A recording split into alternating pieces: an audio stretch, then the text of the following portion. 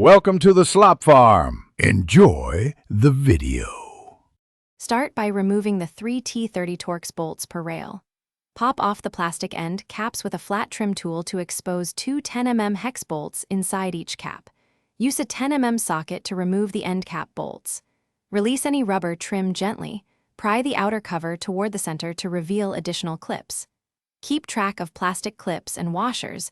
You will reuse or replace them. Work on one side at a time to avoid dropping hardware into the roof channel.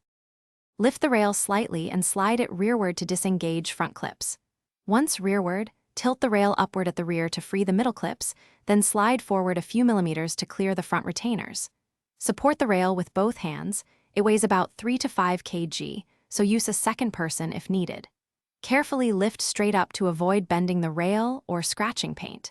Inspect the mounting channel for debris and foam sealant. Clean with isopropyl alcohol and a soft cloth before reinstallation.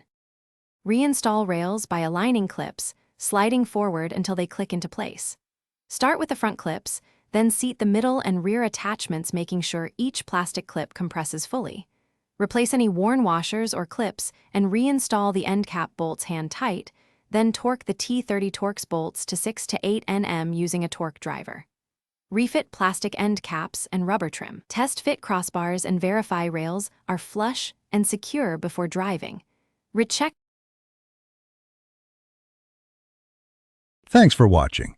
Consider subscribing if we helped you today.